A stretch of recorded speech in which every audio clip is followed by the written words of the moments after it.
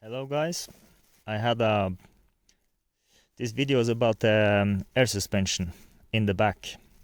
This is 212 E250 2010 model, and I've been trying to find out what the problem is. I'm taking diagnostic, I'm checking the height sensors in the back, both sides. I changed the compressor, I changed the relay, and still the car won't rise. It seems like it doesn't have power to the back of the relay. And be sure to check the fuse here. Is one fuse there if you only have air suspension in the back. And you can find this on the internet when you search on the fuses for the air suspension in the back. There is also one fuse in the trunk of the station wagon. I guess in the sedan also. You can see here. It's you loosen this cover. It's a fuse here also. I don't remember the exact where now. Anyway, but this is the part where I could figure out what is my problem, because here I have a old relay. I taken off the plastic cover, and then you can pull on this one, and the compressor should start. And it don't start, so I got no power to the back of the relay. And this is new relay that followed the new compressor. So I checked everything, and yeah, I was doing my headache. I couldn't find it out, and I used the diagnostic, checking everything. So then I figured out, why not try to change the pre-fuse box. I mean, at least check. The pre-fuse box stays here, in here. It's not so easy to get out, but it's not the worst car to get it out. It's also held by this piece. Here is all the cables, and they go in here. And there's also one cable going on the side. Remember to take picture so you know where all the cables go, because they are marked with different colors. So if you have a picture, it's no problem putting it back together.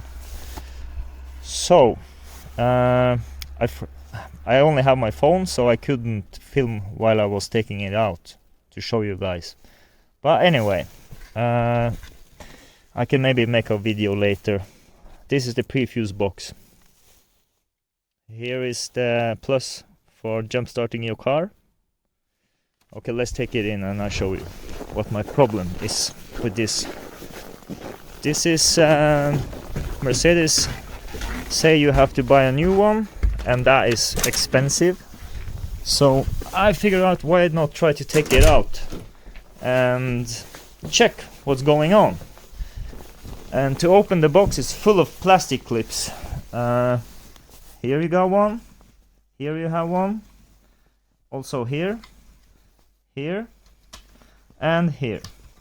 And there is also one extra clip here. You need to pry with the screwdriver down here, you know, to get it. And it's not so easy, but if you give it time, you will get it open eventually. So see if I can get it open. So this is the cover, and here is the fuses in the pre-fuse box. For example, this one goes to the heater booster when I think it's if it's under 8 degrees outside. This fuse is for the heater booster to make the coupe inside the car heat faster. And this is the fuse for the aromatic suspension in the back. This is 60 amp fuse. It's going here through this pin on the left side. You see here? Here is the pin. And you have to use the multimeter to check for the continuity. I just have a cheap one, so my expensive one is fucked, so I had to use this one. I used the diode check.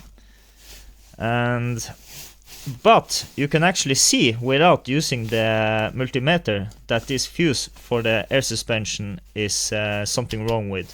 Because look here, You can see it's loose. It's more loose than normal. This one is not loose. This one is okay, but see here, big difference. That means it's no connection. It's broken in half in here because it's fried. But anyway, to be sure, you can connect the multimeter and check for continuity. And I can see if I can do it with my phone. It's not so easy because it's my phone. I have to hold it when I'm showing. But okay. Now I'm checking the 6-amp fuse as I showed you earlier. Alright, checking for continuity.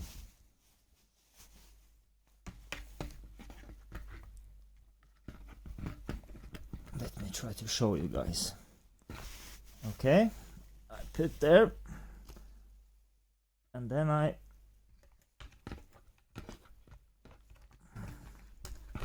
it's not so easy to show.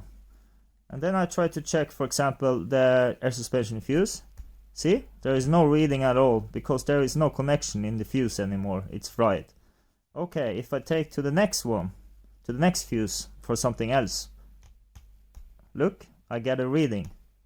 That fuse is okay. But if I go to the fuse, 60-amp fuse for the air suspension in the back, I try, there is no reading. That way you can check for sure. So now you know, guys. So I'm gonna go to eBay, order this 60-amp fuse instead of using too much money on a brand new box. So that's it, guys. Just if there is something you want to know, just comment below. And if there's probably something I forgot to tell you, I don't know. And I didn't have a camera on my head, so I couldn't film while I was taking it out and I'm gonna put it back together again inside the car. Anyway, thanks for watching. Have a nice day. I hope your problem is easy to solve. Mine wasn't, but now at least I know what to do, and I'm at least 95% sure that my car is gonna start rising in the back on the air suspension activated again when I change this fuse. Okay, bye. See you. So, as you can see, I made the fuse outside the pre-fuse box instead of buying new fuse, because now I have easy access to the fuse for the air suspension. If the 60-amp fails, it's easy for me to change the fuse. So I decided to do it this way instead and try, and it actually worked. So it goes from the pre-fuse box here inside. I made 2 cables out. I solder it inside where the 60-amp fuse originally is, and I put this. This is for from car stereo. You can find, and then you can put the 60-amp glass fuse inside. So, and as you can see, the car is on its normal height in the back, so it worked for me to change, to put this extra 60-amp fuse instead of buying the original or change the whole unit. So that you can do instead of buying the new, or it's very difficult to find the fuses on the internet and eBay. And I can make another video about how you take it out, this pre-fuse box, and open it.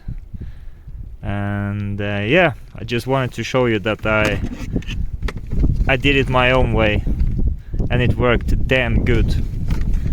And if you like the video, please subscribe and comment below if there is something you need to know